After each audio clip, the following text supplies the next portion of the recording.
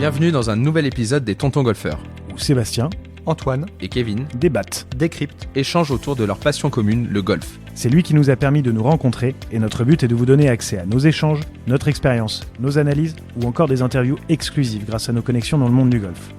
Alors que vous soyez en voiture ou à la maison, merci de votre attention et c'est parti.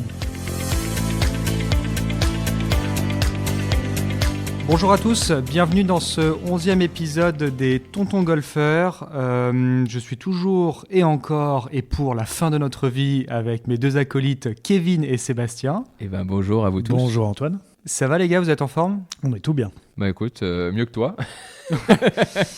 Oui, mon fils m'a gentiment filé sa crève et puis bien évidemment, c'est vrai quand on a un enfant, on prend toutes ces maladies, mais bon, ça c'est l'inconvénient, mais les avantages sont bien plus présents que les inconvénients. Mais c'est vrai que petite crève, la dernière fois c'était une dent arrachée, là c'est un peu la crève. T'as toujours un problème de toute façon. Ouais, on espère finir l'année quand même avec les Tontons Golfeurs, sinon on va devoir faire une reconversion. Je vous ai trouvé un remplaçant de toute façon, ou une remplaçante d'ailleurs, qui est notre invitée cette semaine en compagnie de la merveilleuse, la sublimissime et la grande professionnelle Johanna Clayton. Bonjour Jojo. Bonjour Antoine, bonjour Kevin, bonjour Sébastien. Salut Voilà, Jojo. Bonjour Johanna. Bon, il faut savoir que voilà, Jojo, on la connaît depuis très longtemps. Personnellement, c'est ma meilleure amie, mais on l'a pas invitée pour ça. On l'a invitée parce que il y a énormément de choses à dire sur Jojo. On va en venir petit à petit. Et tout d'abord, je vais te laisser la parole, Kevin, parce que j'aimerais que tu remercies l'ensemble de nos partenaires qui nous aident sur ce podcast. Oh, mais avec grand plaisir Antoine, merci beaucoup. Bon, Donc, et d'abord, est-ce que je suis ta meilleure amie aussi ? Non, mais alors déjà, attends, non, ça, est-ce que c'est la meilleure amie d'Antoine ? Bon, attendez. Non, c'est ma meilleure amie, c'est pas la tienne d'ailleurs, ça va. Bon, alors, les partenaires. Merci, un grand merci à Callaway qui nous supporte toute l'année, dans tous les sens du terme. Un grand merci aussi à Golf Planet qui diffuse nos épisodes et qui diffuse les news golfiques. Donc n'hésitez pas à télécharger l'application qui est gratuite. Et pour retrouver les Tontons Golfeurs, ne loupez aucun épisode. Voilà, j'ai fait court cette fois-ci. Donc je te relance la main, ami Antoine. C'est vrai que c'est court, c'est très bien, mais je suis sûr que dans un an, on aura une liste de 50 sponsors et que du coup, ça mettra une cinquantaine de minutes pour citer l'ensemble de nos partenaires.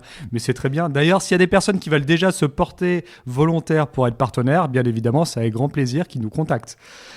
Mais on est venu avant tout pour parler de toi, Johanna Clayton. Bon, Jojo, comme je disais, ça fait longtemps qu'on se connaît, une carrière amateur, une carrière professionnelle. Une carrière professionnelle qui est plus riche qu'une carrière amateur, mais ça va être important que tu nous parles En même temps, de c'était cette pas carrière. difficile. Hein.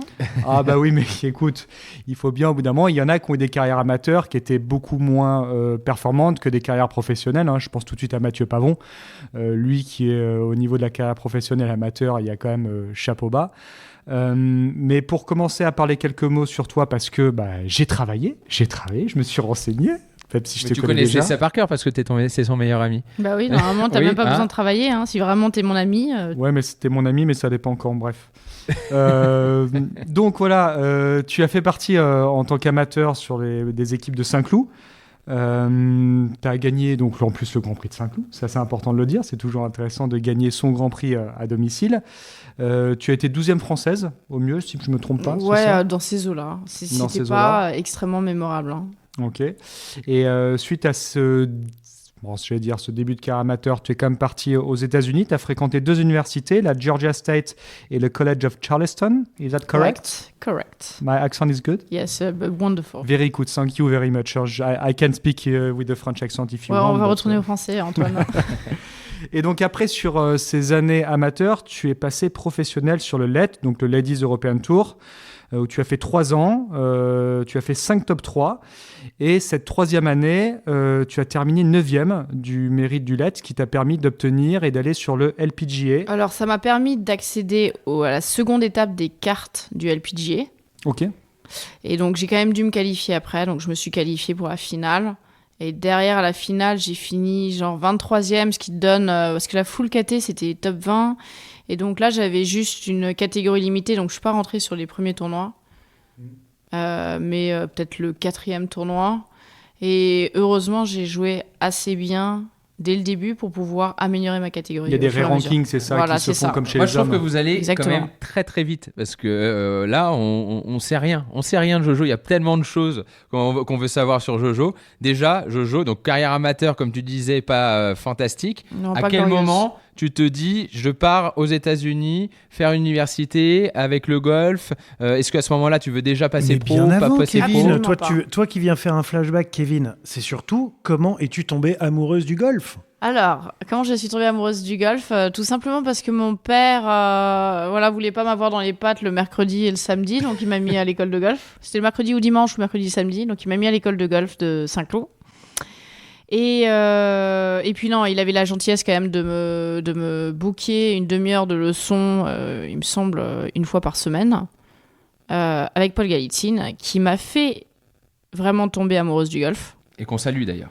Oui, tout à fait. Salut mon Polo. Et voilà, parce que je pense que pour les enfants, le plus important, c'est la pédagogie. Et en termes de pédagogie, c'est difficile de faire beaucoup mieux que lui. Et donc, il m'a fait vraiment tomber amoureuse du golf et je lui en serai toujours éternellement reconnaissante.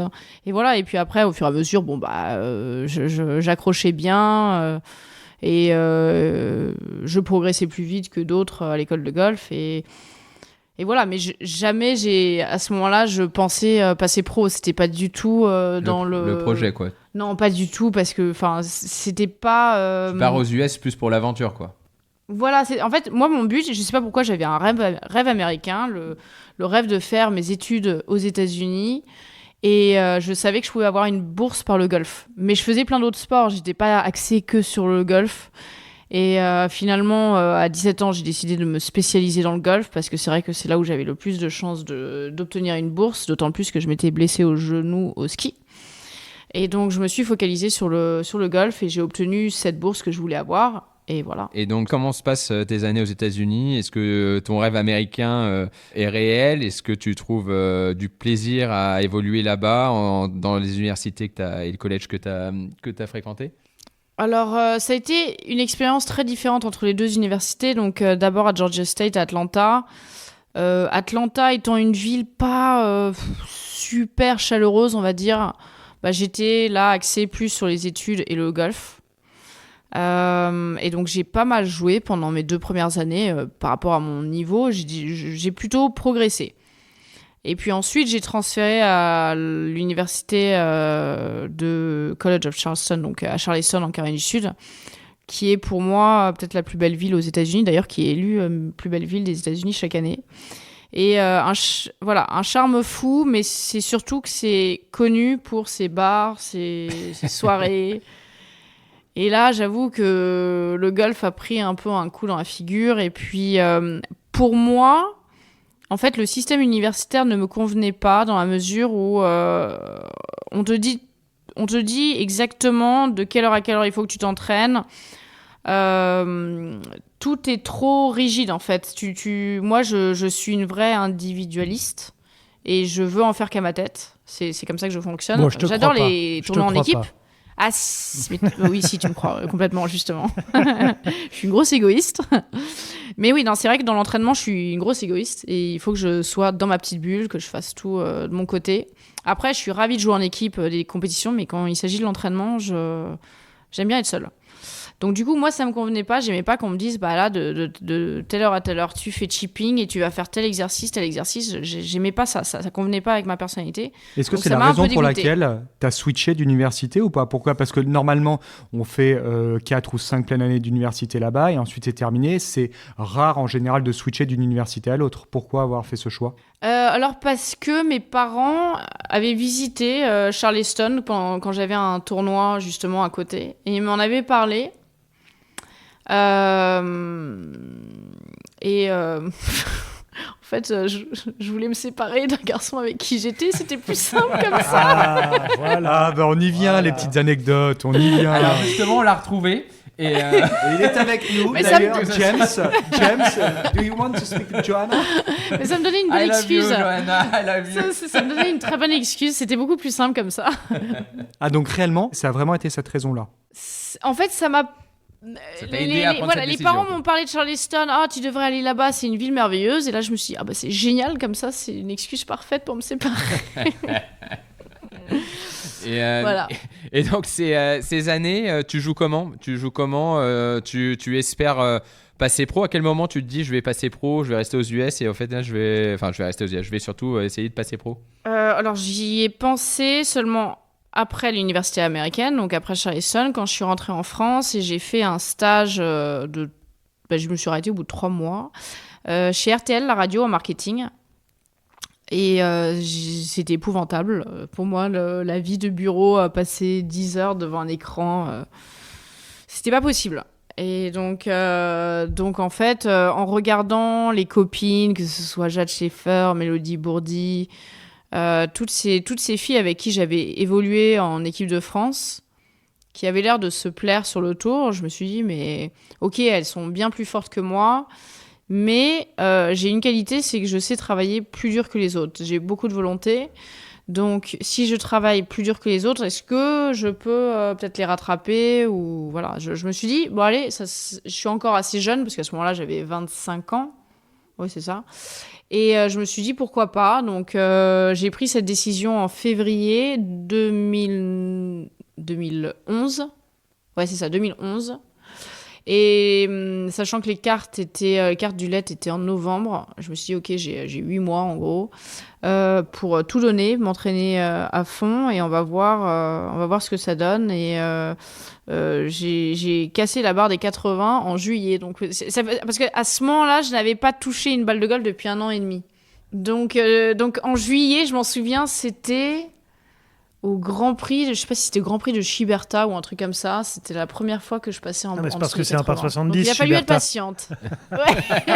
C'est pour ça que t'es passé sous les Oh 80. là là. Ah, oui. Il a tout compris. Malheureusement, on peut rien lui cacher, celui-là. Donc voilà. Et donc là, t'es à 3 mois des cartes. Et Ouais, je tu suis à viens de 3 mois passer des cartes. 80 et tu serres le point. Ouais, je serre le point. Si tu te rapproches, en tout cas, je m'en éloignais pas du but, donc c'était très encourageant. Et puis en septembre, j'ai pris la décision de m'entraîner avec Cédric Doucet. Et ça a On été salue aussi. oui, voilà. Et qui a gagné le dernier Win Tour à Saint-Cloud d'ailleurs. Bravo à Cédric. Exactement, avec une belle carte de -5, c'est ça, non? Ok, Il fait -5 ou -7? -5? Ouais, -5. ouais, -5. un truc comme ça. Donc ouais, Cédric qui m'a beaucoup, beaucoup aidé, qui en l'espace de 1 ou 2 mois m'a permis de faire mes premières cartes sous le par à la première étape des cartes. Ah, incroyable. Donc, très bon timing. Donc c'est tout ton plan d'entraînement qui t'a permis d'être prête juste pour le jour J. Voilà, c'est ça. Ça, c'est incroyable. Exactement. Ouais, non, c'est assez incroyable parce que j'ai fini 2e de la première étape et 9e de la finale des cartes. Donc, c'était complètement inespéré. Et qu'est-ce que tu avais mis en place du coup pendant ces mois-là? Comment tu t'entraînais? Qu'est-ce Alors, que tu faisais? ça ressemblait à du 5h30 du matin pour aller à la salle de gym. Donc, c'est là où j'ai commencé à travailler avec Rémi Barbarin, qui était... alors, lui, il sort du tennis, mais du tennis à haut niveau. Et il a été embauché par le golf de Saint-Cloud pour s'occuper des équipes. Et il s'est occupé de mon entraînement personnel. Et donc, j'ai découvert la pliométrie, des trucs que je connaissais absolument pas parce que j'étais absolument pas coordonnée comme fille. Mes appuis, c'était un peu dramatique, tout ça. Donc là, il m'a beaucoup aidé là-dessus. Mais il m'a dit que c'était vraiment les bases. Il fallait vraiment commencer par avoir une bonne... pliométrie, c'est une bonne... Proprioception. Proprioception, exactement. Et donc, on a commencé par là. Puis, voilà, on a vraiment construit les fondations. Et puis après, on a commencé à renforcer. Donc, ça a démarré comme ça. Donc, 5h30 du matin, 5h30 c'est le du sport. matin, c'est en sport. Et puis, étant toujours membre de Saint-Cloud, du coup, je profitais du fait d'être là très tôt pour aller sur le parcours et m'entraîner sur le parcours. J'ai essayé de faire 9 à 18 trous tous les jours. Et m'entraîner. Alors taper sur tapis, j'ai essayé de pas en faire trop parce que trop de répétitions sur tapis, ça peut vite entraîner des tendinites. C'est pour ça que je m'entraînais plus sur le parcours. Et puis à Saint-Cloud, t'as pas moyen de taper un peu sur l'herbe de temps en temps quand Non, même? pas du tout. Non. Du tout pour Bon, personne. on l'a jamais fait alors. On dira rien. Il ne faut pas taper sur l'herbe à Saint-Cloud, Oui, je le c'est répète. ça. Voilà, et puis je faisais des grosses séances de putting, grosses séances de chipping, et voilà. Donc beaucoup d'heures en tout cas passées au Beaucoup golf. d'heures, beaucoup d'heures. Je Un faisais début- facilement 8 à 10 heures au golf par jour, quand les journées le permettaient. Hein. Évidemment, pas l'hiver, c'était un peu plus compliqué. un début de professionnalisme un peu dans l'entraînement, avec un entraînement physique et puis derrière du parcours et de l'entraînement. Est-ce qu'il y avait de l'entraînement mental aussi? Est-ce que tu avais pris un coach mental à cette époque-là? Non, pas du tout. J'ai jamais eu de coach mental parce que j'estimais que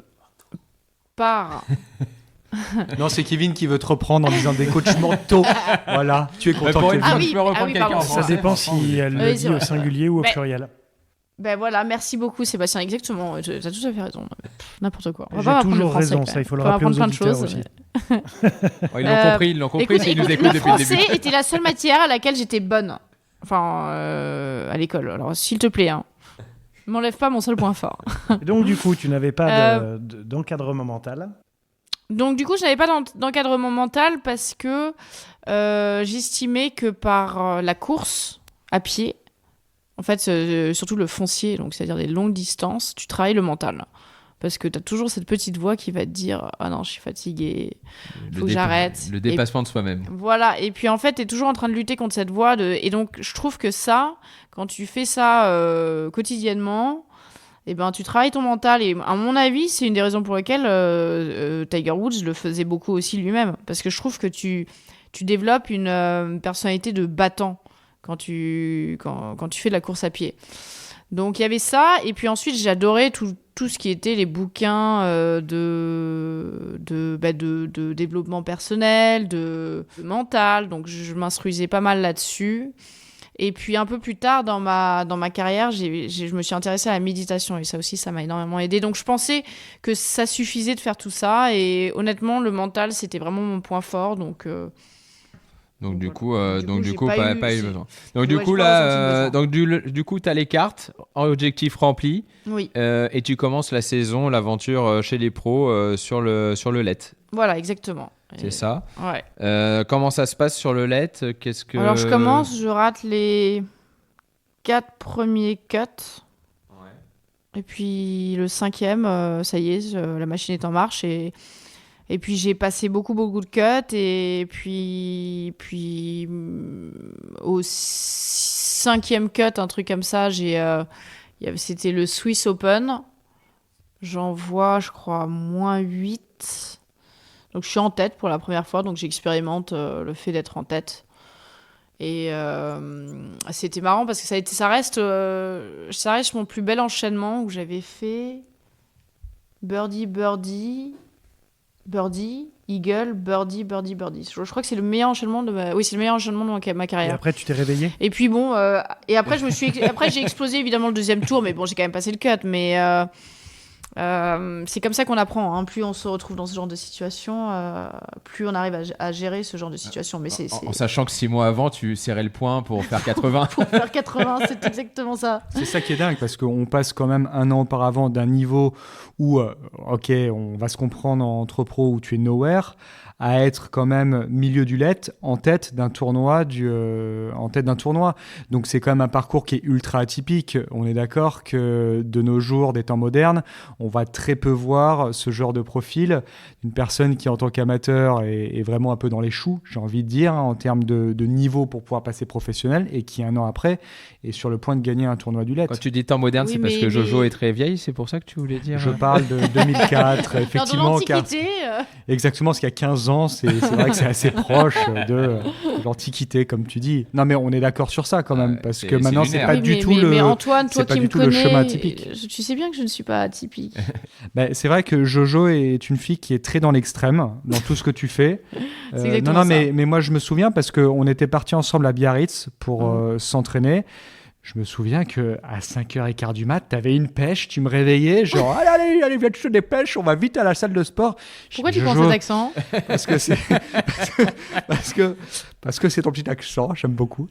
Et C'est comme disait Michael Lorenzo, j'ai un noyau dans la bouche, il paraît. Et c'est vrai que dès 6h15, 6h30, on était à la salle de sport et tu avais une volonté. Quand tu veux un truc, tu y vas à fond. Et comme tu dis, tu es ultra individualiste. Mais est-ce que de toute façon, au bout d'un moment, pour réussir en tant que personne, en tant que solo, il ne faut pas penser à soi. J'ai et pas de vraiment problème. sur Raison, le- parce que pour réveiller Antoine à 6h du matin et voir sa tête, il faut avoir du courage.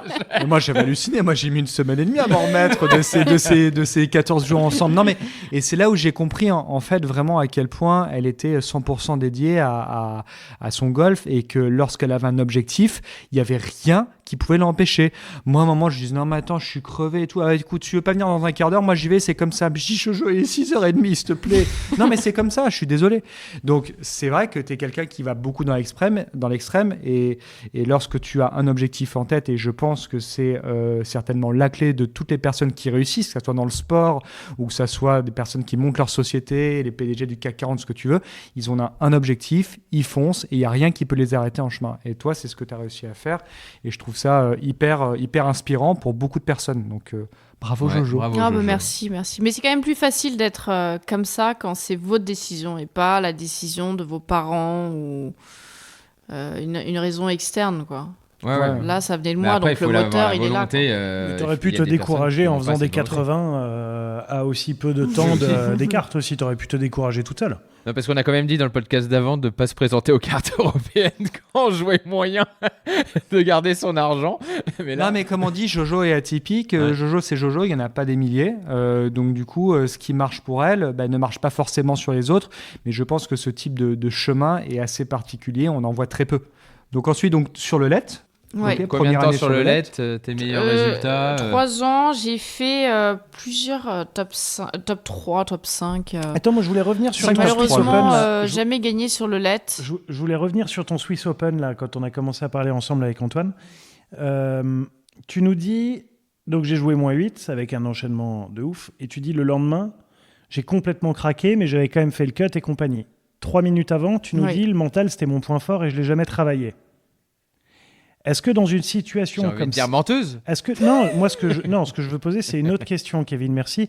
Et c'est est-ce que tu penses, moi je déteste le mot préparation mentale. Je veux dire un entraînement spécifique mental ou quoi que ce soit peut justement aider à mieux appréhender ce genre de situation ou pas, selon toi? Je te demande pas de sortir la vérité, je te demande selon toi. Ah non, je pense pas. Honnêtement, je pense qu'il faut passer par ces moments-là où, enfin, c'est quand même très très rare que quelqu'un qui est en tête pour la première fois et qui avant n'avait raté que des cuts, n'avait fait que rater les cuts, qu'il sache gérer juste par un préparateur mental cette situation d'être en tête. En plus, c'était le plus gros tournoi, le tournoi le plus doté du LET. Donc moi je pense qu'on est obligé de passer par l'expérience pour savoir gérer ses émotions. Et comment Enfin, quand on t'expliques voit le alors nombre de joueurs sur le tour qui... Comment t'expliques Ouais. alors, vu que je sais que tu es très fan de Victor Hovland, comment t'expliques les profils à la Victor Hovland, qui, moi, je suis très partisan aussi de, malgré tout, tu dois avoir des portes qui se ferment sur tes doigts, mais ce qui compte, c'est que tu tapes à la porte, et au bout d'un moment, ça va s'ouvrir, ce que tu appelles l'expérience. Il faut se mettre dans ces situations-là, et après, tu te mets à les appréhender de mieux en mieux. Mais à ce moment-là, comment est-ce que t'expliques que des joueurs comme Hovland, comme des joueurs comme Ludwig Oberg, ils passent pas par on a l'impression qu'ils passent pas par cette case d'expérience. Alors, peut-être en majeur, et j'ai presque envie de dire à peine, vu que Aberg, il en a joué que 2, et il a fait une fois deuxième, et l'autre, il avait une blessure au genou, donc il a raté le cut.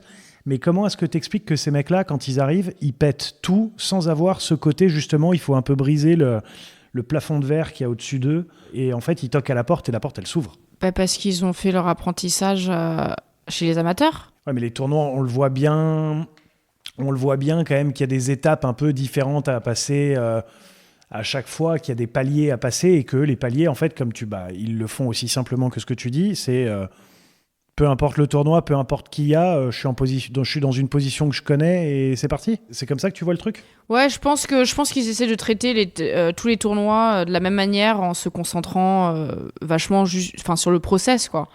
Ils essaient de regarder toujours la même routine. Qu'ils arrivent du coup à casser Ils sont tellement l'environnement pas compliqués, quoi. dans lequel ils sont.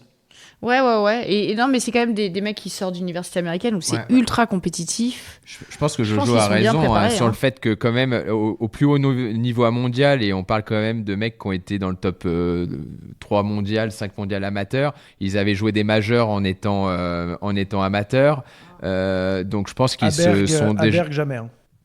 Mais il a pas été numéro 1 mondial amateur, lui ? Si, mais il a jamais joué de majeur amateur. Il avait jamais joué ? Non, je pense qu'ils ont quand même une grosse formation par ces gros tournois et ces victoires. Et puis après, je pense que c'est aussi des joueurs très atypiques comme l'était Jojo aussi à sa manière, où il y a des barrières qu'ils arrivent à passer et des caps qu'ils arrivent à passer sans les avoir vécus. Clairement, je suis assez d'accord, mais je pense quand même qu'ils ont une grosse formation par l'université américaine, par les championnats qu'ils ont déjà pu jouer et s'être peut-être retrouvés en tête sur des gros tournois déjà en amont. C'est exactement Donc, ça. Ouais. Après, là, tu parlais plus de la manière dont comment ils géraient ça. Effectivement, je pense qu'ils arrivent à aborder chaque coup de golf et chaque compétition et chaque tour de golf un peu de la même manière et que peu importe l'environnement extérieur dans lequel ils sont et quel tournoi. Enfin, ça, c'est le rêve de tout joueur de golf. En ça, est-ce que ce qu'on appelle la préparation mentale, est-ce qu'en ça, la préparation mentale peut justement aider à avoir cet état d'esprit-là ?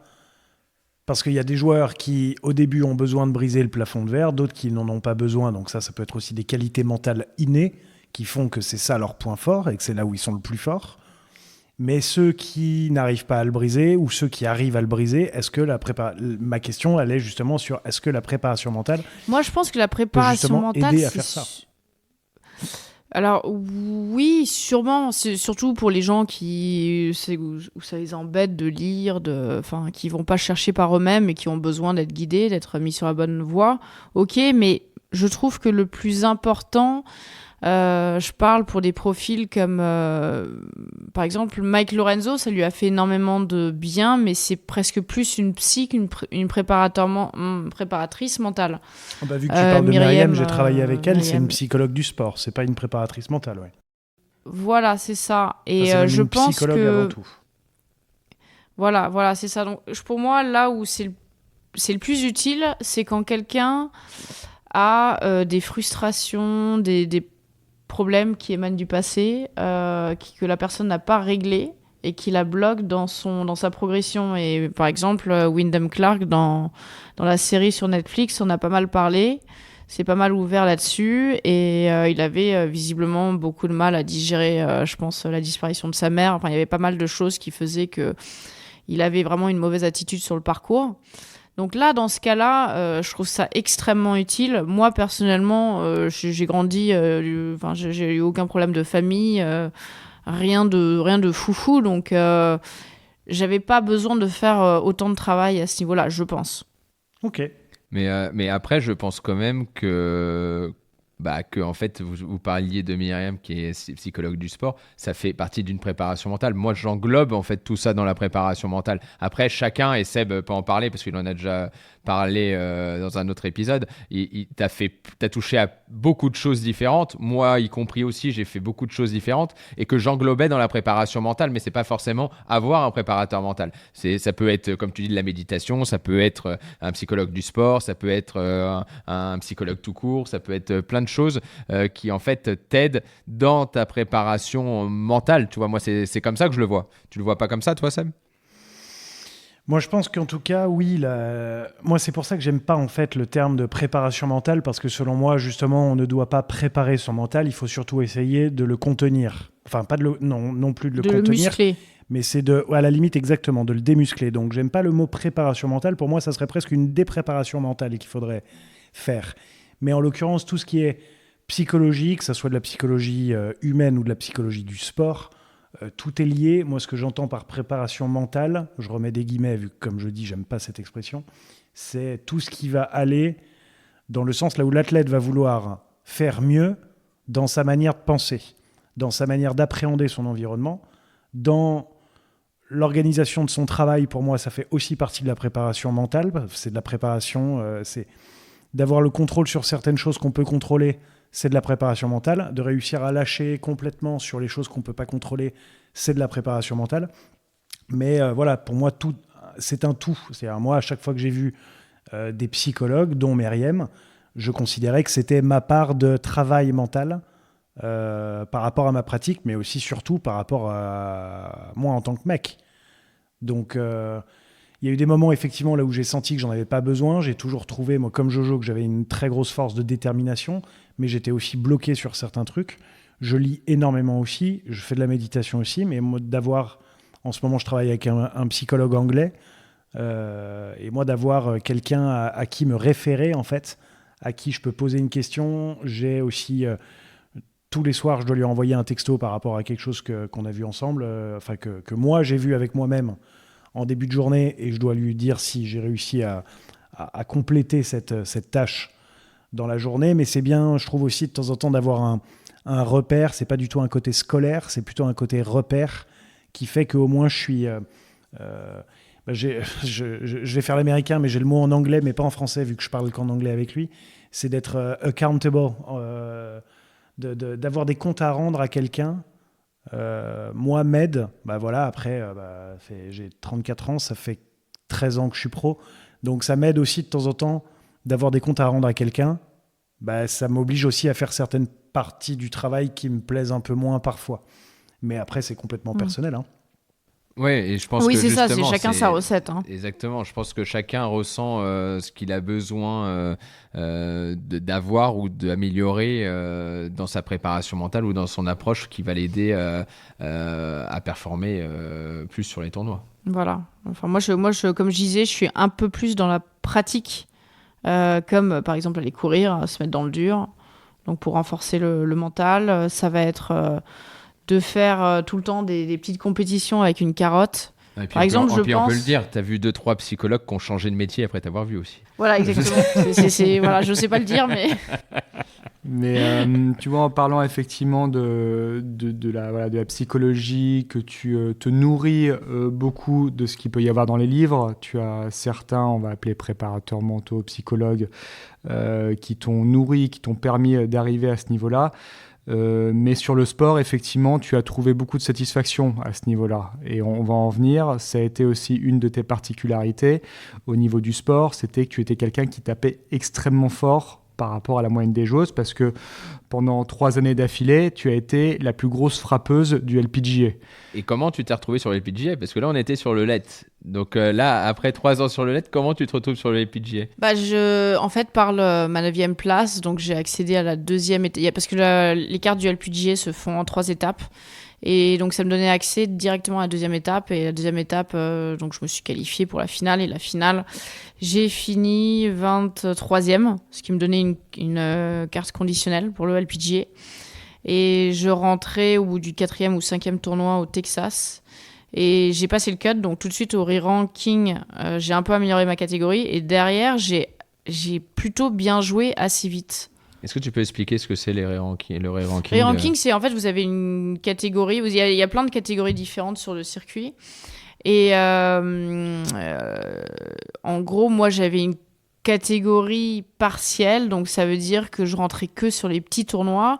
Mais au bout de, je sais pas combien de tournois, genre 6 ou 7 tournois, ils réorganisent, on va dire, les catégories partielles, c'est-à-dire que ceux parmi ces... Donc moi, je tombais un peu bas dans les catégories partielles, donc par le fait d'avoir passé le cut et d'avoir déjà un peu d'argent sur le compte LPGA, on va dire, et ben ça m'a permis d'améliorer ma catégorie. Donc, au lieu d'être la 147e personne à rentrer sur le tournoi, je passais à la 140e. Donc sachant qu'il y a 144 joueuses... pratiquement tous les tournois. Ouais, donc en fait, ça laisse une chance à toutes les personnes qui ont des catégories, on va dire, donc moyennes, moins bonnes que la pleine.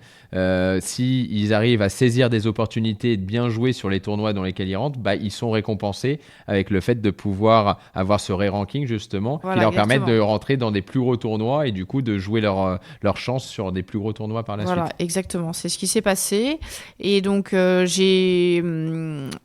à la deuxième partie, donc, comme je disais, donc, il y a un re-ranking au bout de 6-7 tournois. Donc là, pour la deuxième série de tournois, j'avais donc un meilleur ranking. Et pendant cette deuxième série, j'ai fait quelques top 15 qui m'ont effectivement donné une encore meilleure catégorie. Et même, j'ai pu me qualifier pour le British Open, le PGA Championship, un des majeurs. Et puis, Evian, j'ai eu une invitation la première année. Je ne suis pas rentrée dans les points parce que c'était encore un peu plus exigeant au niveau des points. Mais ça m'a permis, dès ma première année sur la PGA, de participer à 3 majeurs.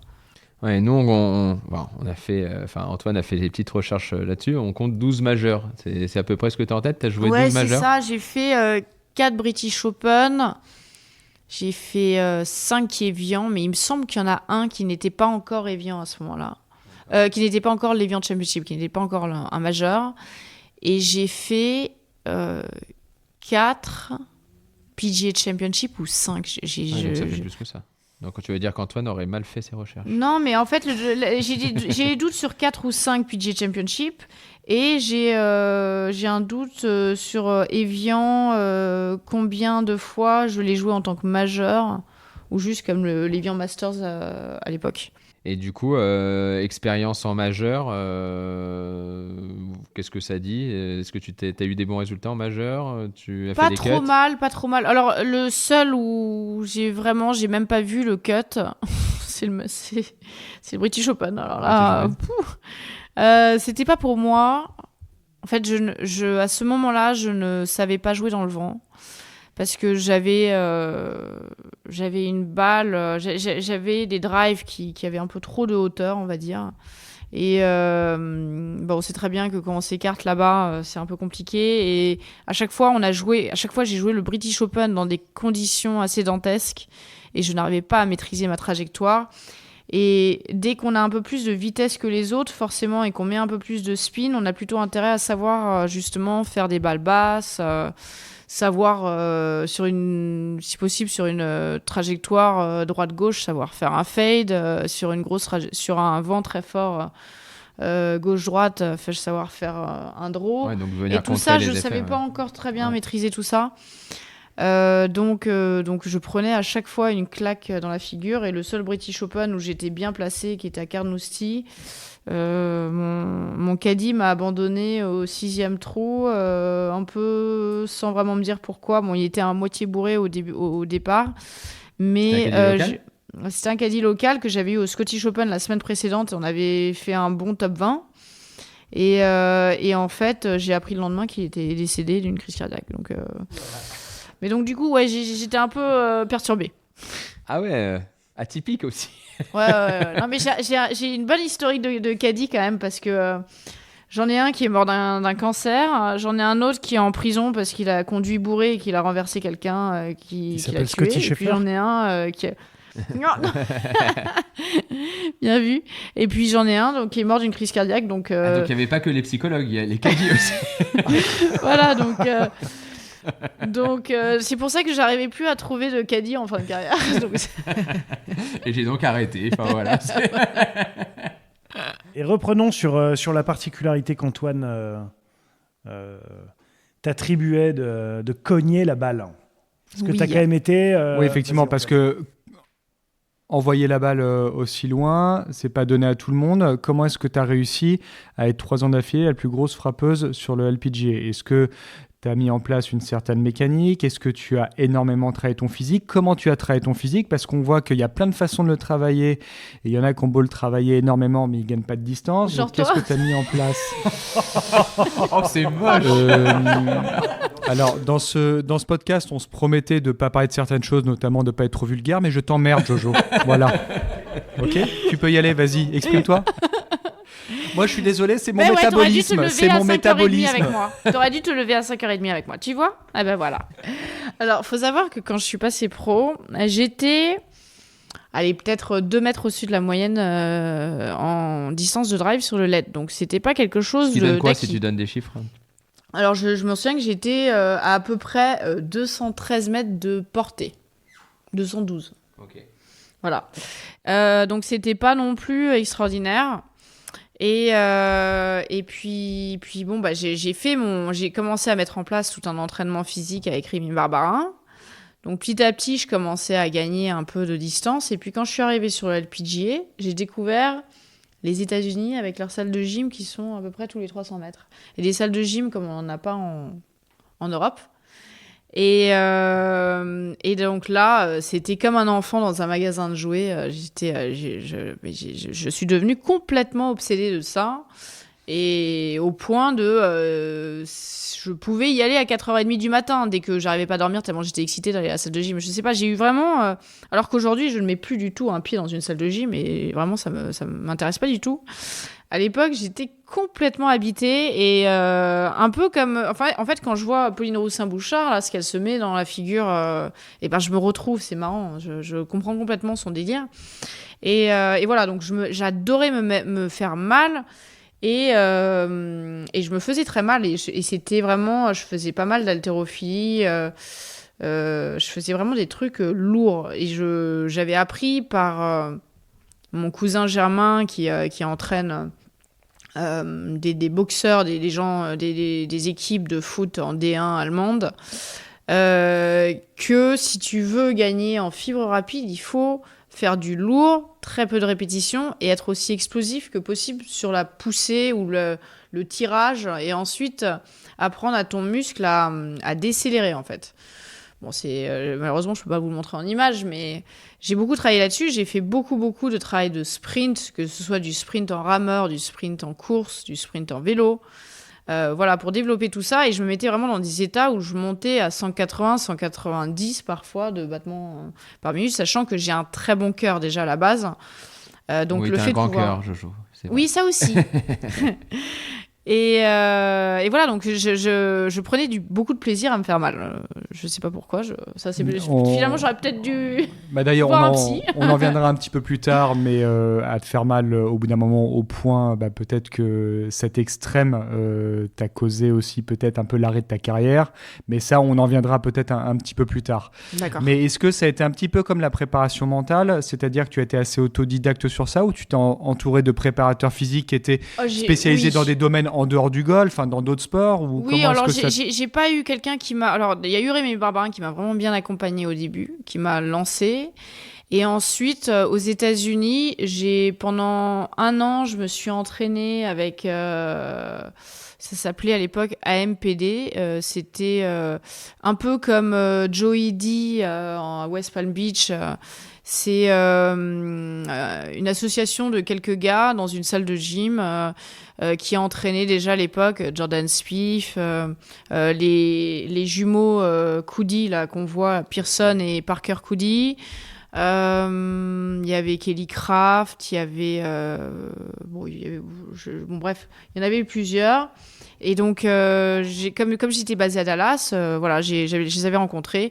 Et donc, j'ai commencé avec eux. Et du coup, t'es pour atteindre quelle distance au final, là, pour être 3 ans en tête du driving distance? C'était quel carry à l'époque que tu avais? Donc, quelle portée de balle tu faisais? Je tournais à peu près 108 miles par hour. Ouais. Et quand je tapais vraiment fort, et j'étais sur une portée de 272-273 yards. Comme j'avais un angle... Ce qui donne... Donc 272-273, c'est à peu près 250 mètres. Attends. Non. Oui. Attends. Oui, pardon. 240... Ouais, c'est ça, 240... Ouais, je tournais autour de 240-245 mètres. Ah oui, donc bien de plus portée. qu'Antoine. Non, mais alors, pour la petite histoire, on avait fait une partie, à un moment, tu étais sur le LPGA, on avait fait une partie à Saint-Cloud, je me souviens, et le drive, je te mettais un petit peu, tout petit peu, pas grand-chose, un petit 5 mètres, juste histoire de respecter homme-femme, tu vois. Mais par contre, au niveau des fers, on avait exactement le même carry. Et c'est ça qui était impressionnant. Il faudrait que je retrouve des swings d'ailleurs qu'on avait. Pourtant, moi, j'avais beaucoup plus... Je tapais pas mes fers si fort que ça. C'était surtout le driver. Mais Antoine non plus, t'inquiète respect pas. pour Antoine. Voilà, exactement. Je voulais pas taper sur son ego. Mais ouais, parce que Jojo, quand elle jouait en France, tu jouais des blanches généralement. Toujours. Tu jouais toujours du fond. Toujours. Pour s'entraîner. Voilà. Parce que les parcours aux États-Unis sont bien plus longs que sur le LED ou pas? Ah oui. Ouais. Oui, c'est vraiment... Il y a une bonne différence. Il y a une bonne différence, ouais. Donc Ouais. 3 ans, numéro 1 sur la portée sur la distance au drive. Des résultats un petit peu, une victoire?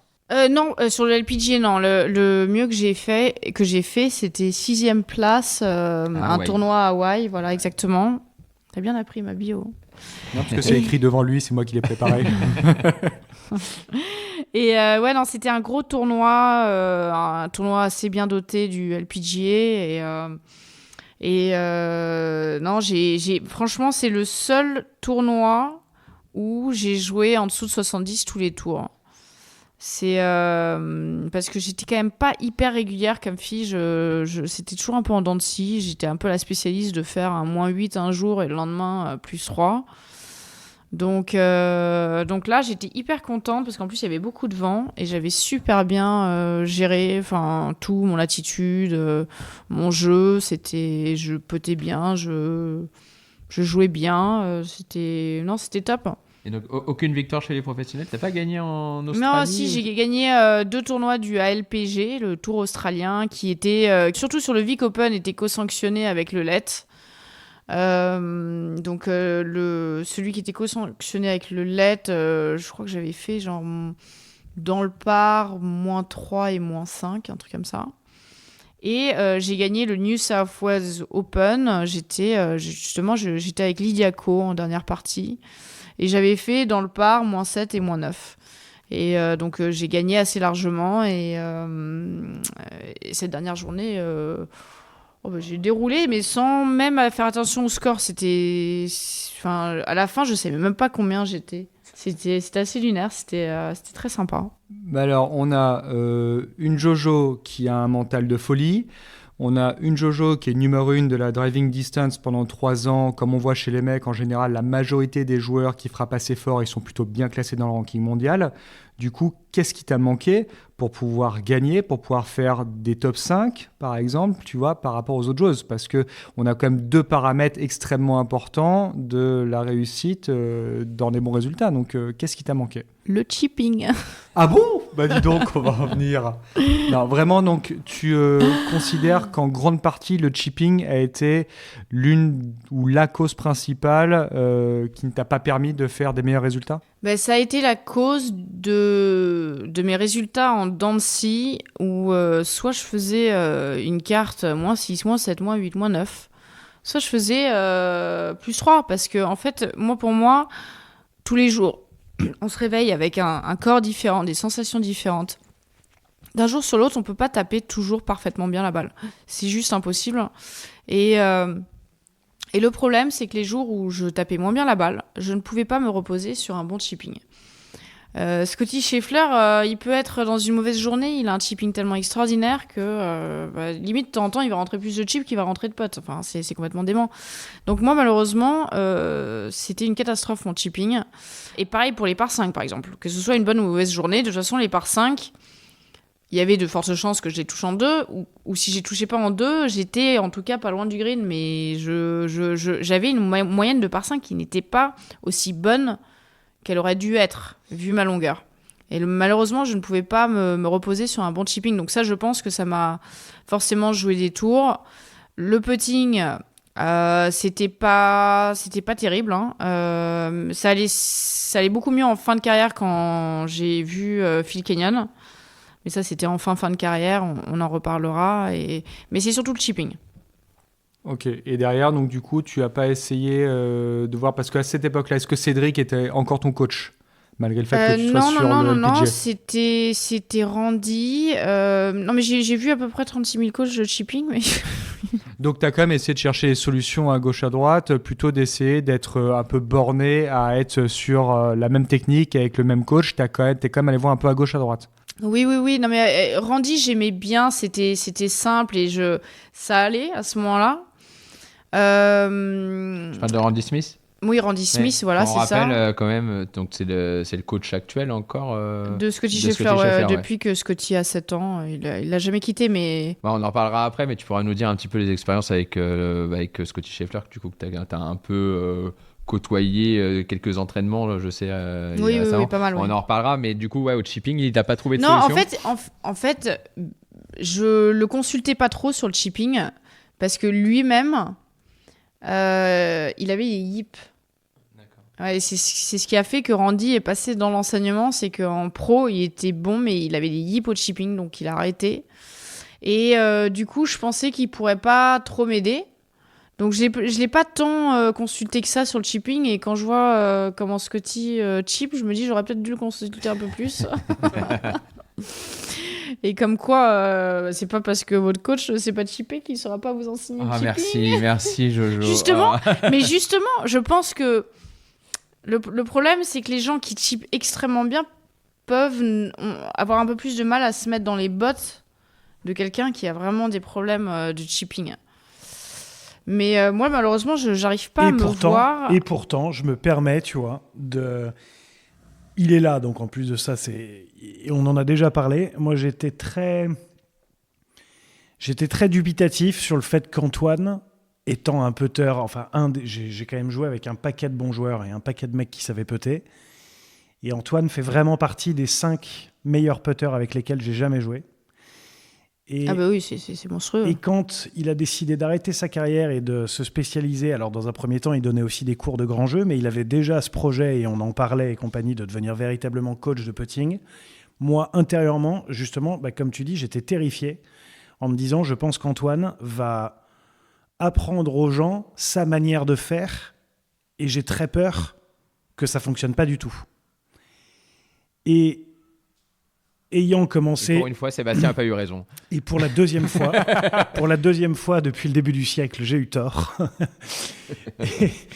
et j'ai été hyper agréablement surpris justement de voir, dès les débuts, Antoine être capable de donner à 2 personnes avec des profils un peu similaires, mais avec des attentes complètement différentes, par exemple, ou des manières de putter complètement différentes, et de donner 2 cours de putting complètement différents, avec un joueur qui est que dans le feeling, qui ne veut surtout pas entendre parler de technique, ne pas avoir le moindre exercice de technique, et n'avoir que des exercices de performance, et en lien avec la vitesse, avec la lecture de pente et compagnie.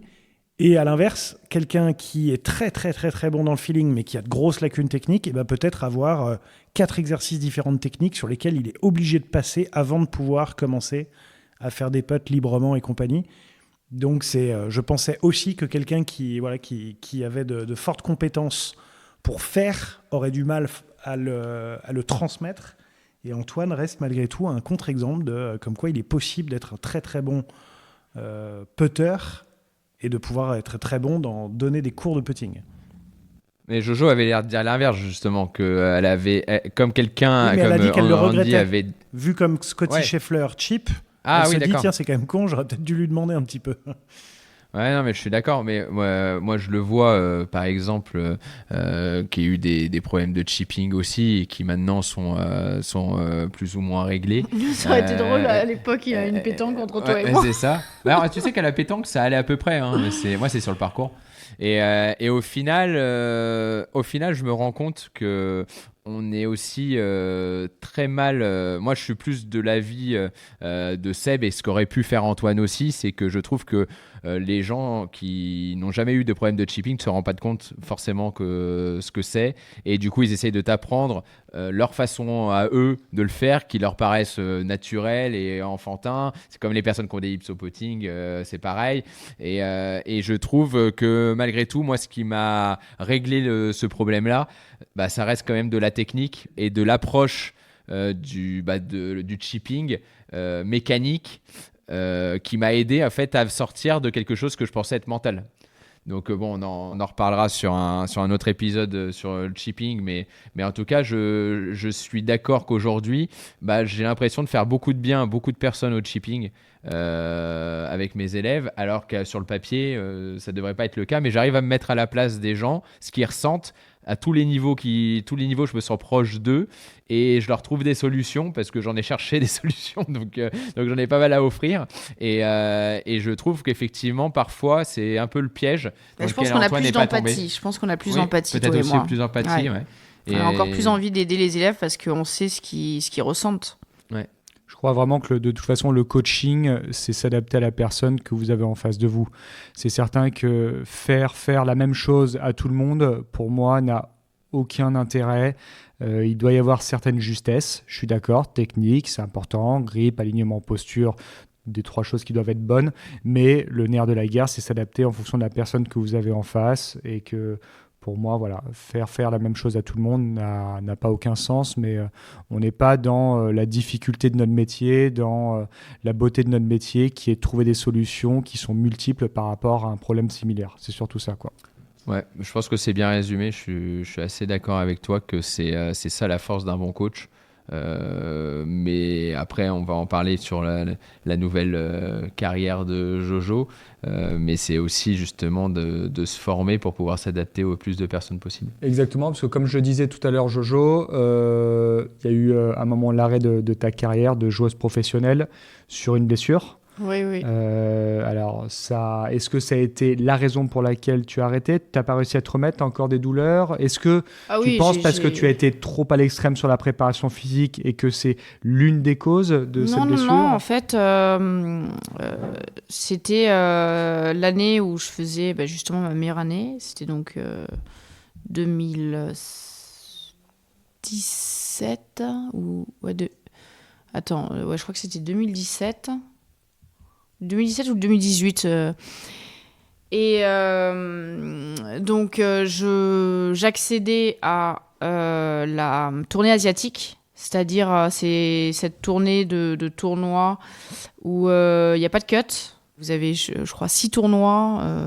Ça commence par Taïwan, il y a la Corée, il y a le Japon. Enfin bref, il y a une série de tournois. Le livre asiatique féminin. Voilà, c'est ça, pas de cut. Et vous êtes seulement 60 personnes et tout frais payé. Et vous gagnez de l'argent toutes les semaines. C'est un peu la récompense, quoi. C'est le cadeau de Noël avant l'heure pour toutes les joueuses qui ont fini dans le top 60 de la Money List. Donc je faisais ma meilleure année.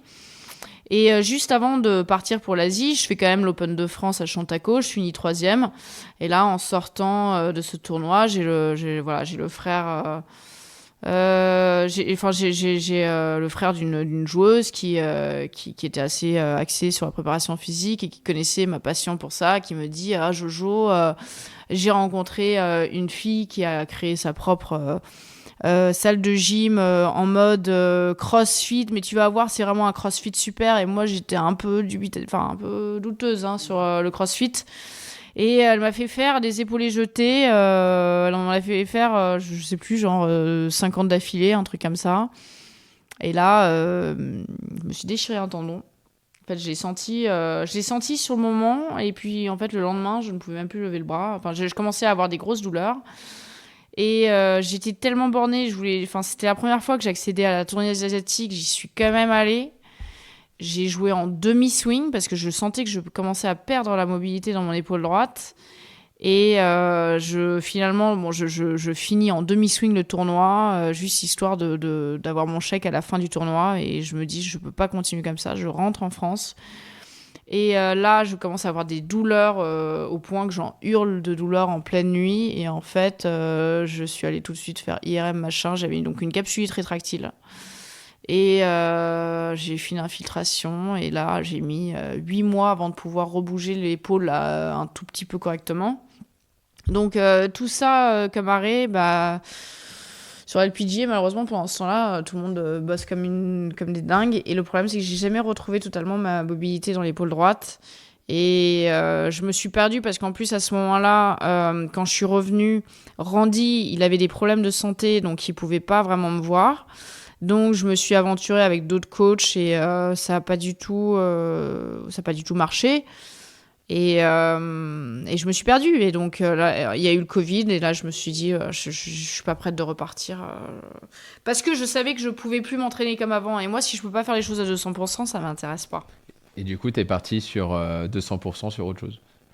Voilà, j'ai décidé de me reconvertir dans l'enseignement. Mais en fait, je l'ai fait plus par curiosité au début. J'ai passé le BP pour voir si éventuellement ça me plairait parce que j'avais pas envie de me tourner les pouces pendant le Covid. Et finalement, je me suis dit, finalement, ça m'intéresse. Mais jamais, une fois de plus, c'est comme à l'époque, quand je jouais en amateur, en golf, et je pensais jamais passer pro, c'était la même chose avec l'enseignement. Quand j'étais joueuse pro, je me disais jamais qu'un jour, j'allais enseigner. Et puis finalement, quand j'ai fait la formation, je me suis dit, c'est intéressant. Et puis bon, j'aime bien l'humain. Et puis j'ai envie de transmettre. Ouais. Et puis je trouve, nous, on a eu beaucoup d'échanges à ce moment-là dans ton début de coaching. Et moi, c'est le moment aussi avec Antoine où on a arrêté avec le Covid, où on a fait à 100% du coaching aussi. Et c'est vrai que nous, on a beaucoup échangé, Jojo, ensemble sur le coaching. Et j'ai vu que tu avais une nouvelle passion, quoi.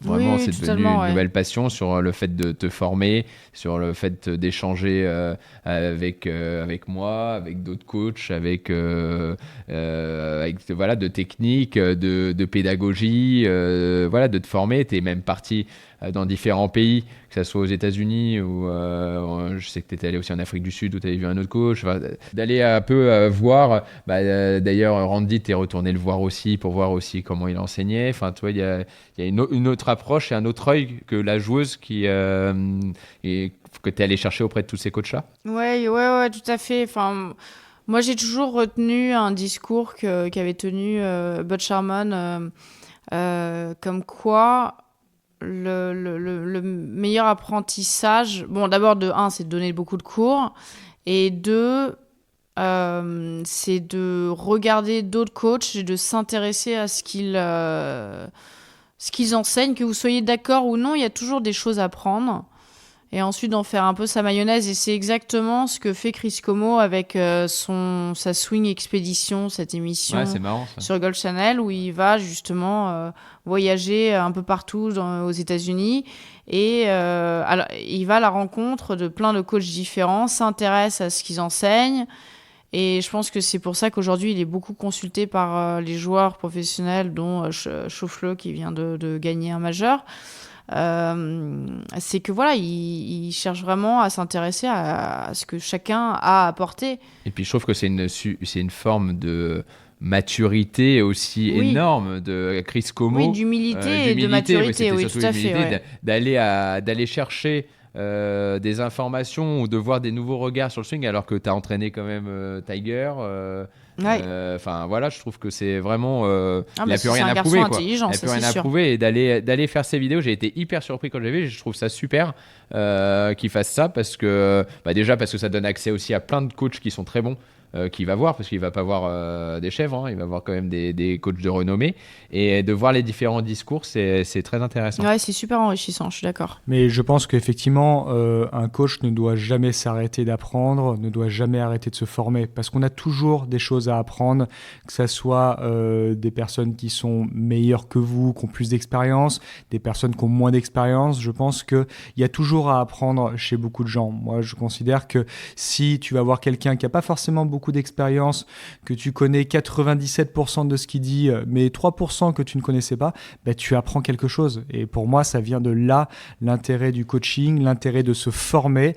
Tu es quelqu'un, comme disait Kevin, qui voyageait énormément, et que pour moi, la base d'un coaching qui est qualitatif, c'est la formation. Tu peux te former autant par de la visio maintenant, parce que maintenant, c'est un petit peu la présence, on va dire, de nos temps, c'est qu'on peut se former énormément en visio. C'est toujours mieux d'être sur du présentiel, mais c'est indispensable, je trouve, du moins si on est passionné par ce métier, de se former le plus possible et d'acquérir des nouvelles compétences. Ouais, exactement. Et donc, je pense que ça passe par une mentalité de...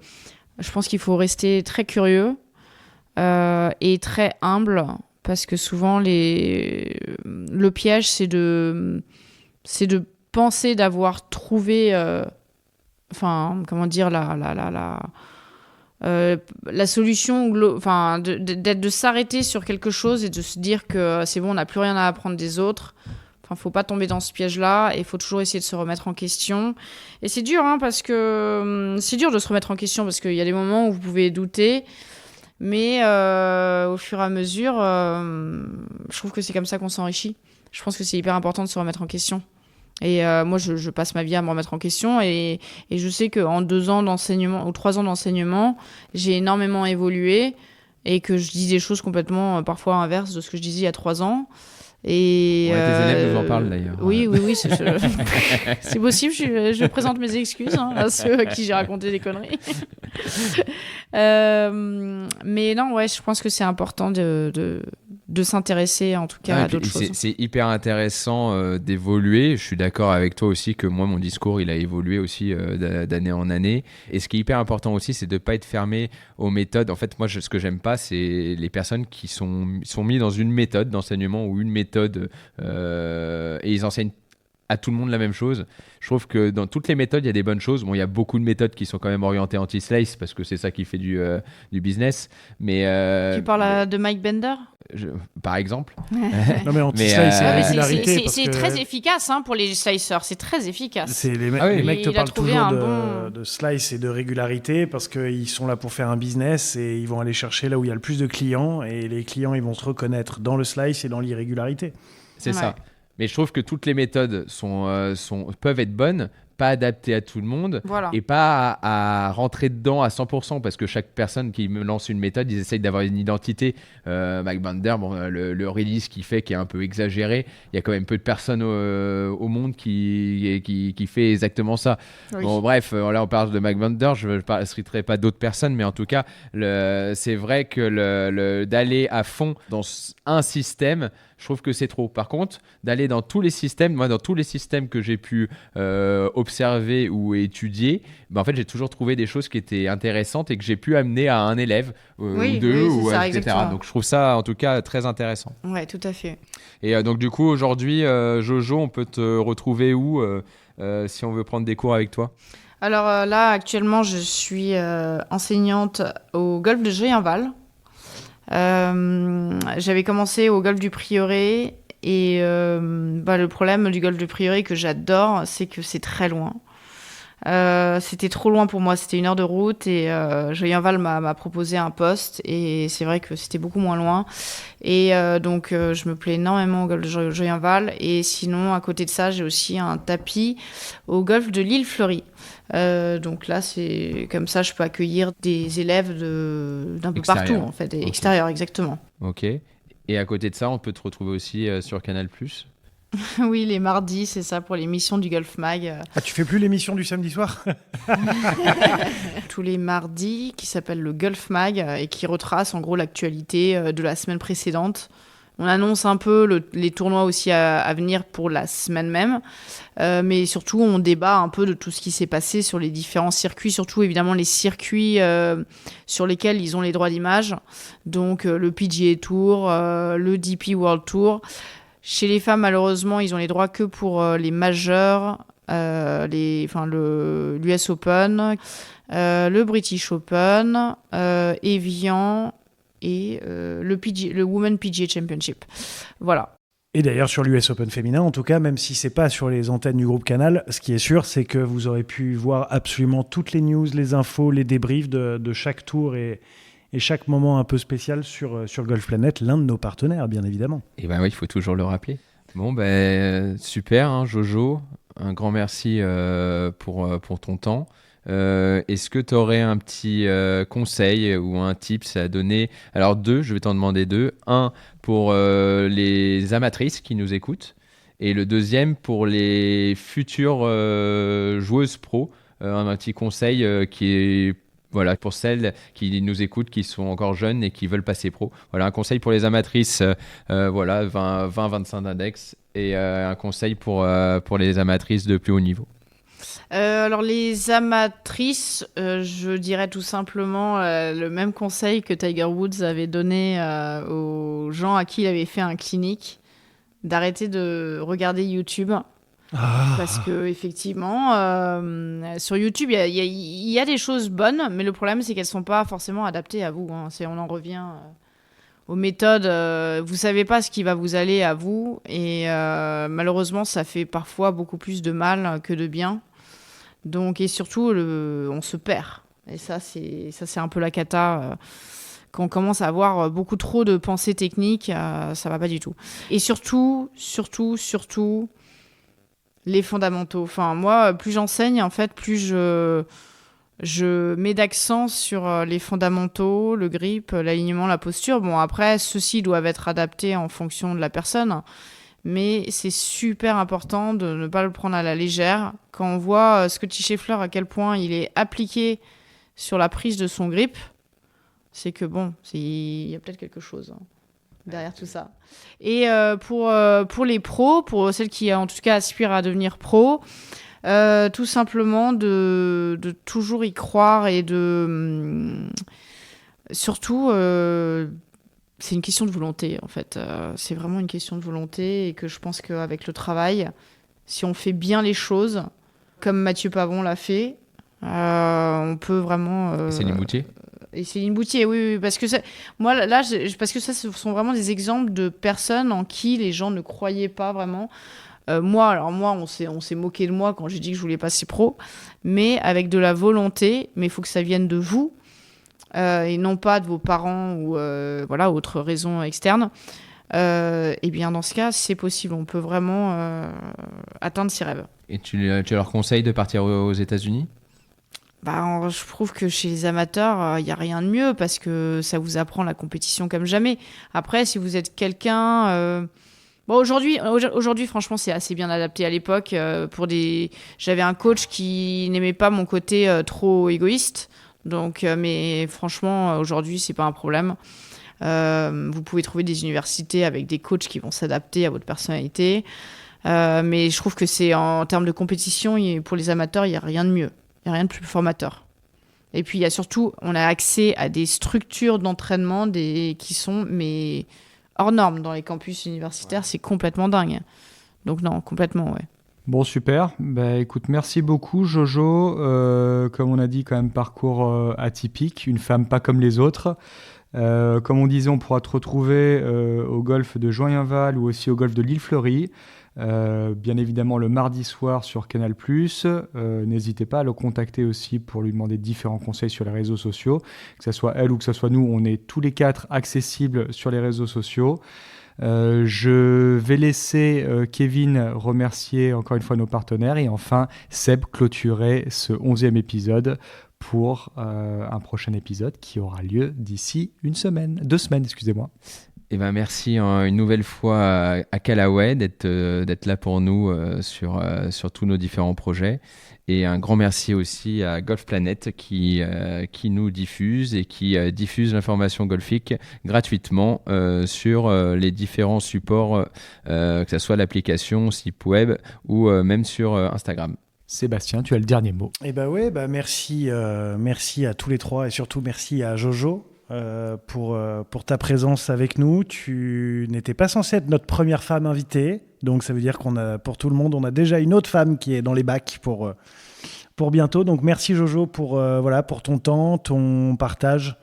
Moi j'ai passé un super moment. J'espère que tout le monde aussi qui a écouté cet épisode jusqu'au bout a apprécié. Donc un grand merci à toi. Merci à vous, merci pour votre invitation. Très flatté. Merci à tout le monde, à nos partenaires, comme l'a dit Kevin. Bien évidemment, si vous souhaitez nous contacter, on est toujours partout sur tous les différents réseaux sociaux, @letontongolfeurs ou contactable par email, donc letontongolfeurs@gmail.com. N'hésitez pas à partager cet épisode pour le faire partager à vos amis, à nous aider en nous mettant 5 étoiles ou à vous abonner sur vos plateformes d'écoute préférées. On est à chaque fois disponible. Donc merci encore et à très bientôt pour le 12e épisode des Tontons Golfeurs.